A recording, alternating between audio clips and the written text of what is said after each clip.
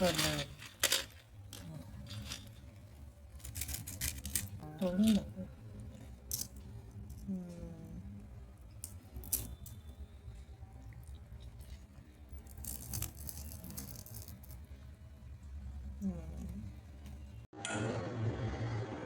Hello everyone, तर आज आपण बघणार आहोत साबुदाण्याचे पकोडे. तर इथे मी 4 तास साबुदाणा भिजत ठेवलेला. त्यामध्ये आपण टाकणार आहोत कोथिंबीर आणि त्यामध्ये थोडीशी चिरलेली मिरची, जिरं, चवीपुरता मीठ आणि इथे मी उकडून घेतलेला बटाटा ॲड केलेला आहे आणि शेंगदाण्याचा कूट करून घेतलेला आहे. अशी आपण पावडर करून घ्यायची आहे शेंगदाणे फ्राय करून. चला तर मी इथे असं बॅटर बनवून घेत आहे पकोड्यांसाठी. तुम्ही बघू शकता छानपैकी याला मळून घेतलेलं आहे. बघा याचे पकोडे पण मस्त बनतील.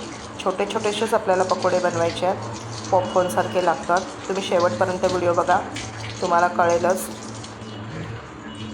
तर इथे मी असं मळून घेतलेलं आहे. चला तर आपण तेल गरम करायला ठेवलं होतं आधीच.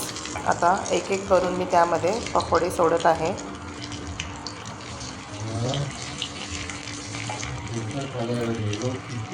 तर आपल्याला असे एक एक करून पकोडे तेलात सोडायचे आहेत.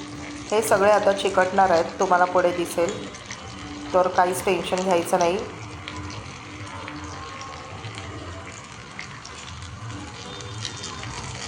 हे बघा सगळे एकत्र चिकटलेले आहेत. तर ते मी आता सुरीच्या सहाय्याने त्याला वेगळं करणार आहे. असं आपल्याला एक एक करून वेगळं करून घ्यायचं आहे. तर तुम्ही बघू शकता इथे मस्तपैकी गरमागरम आणि कुरकुरीत असे पकोडे तयार झालेले आहेत. सारखं वडी आणि खिचडी खाऊन कंटाळा आलेल्यांना ही बेस्ट रेसिपी आहे आणि खरंच स्नॅक्ससाठी सुद्धा तुम्ही हे खाऊ शकता. खूपच टेस्टी आणि टाईमपास रेसिपी आहे. चला तर मी तुम्हाला चटणीची रेसिपी दाखवते. इथे मी शेंगदाणे भाजून घेतलेले आहेत.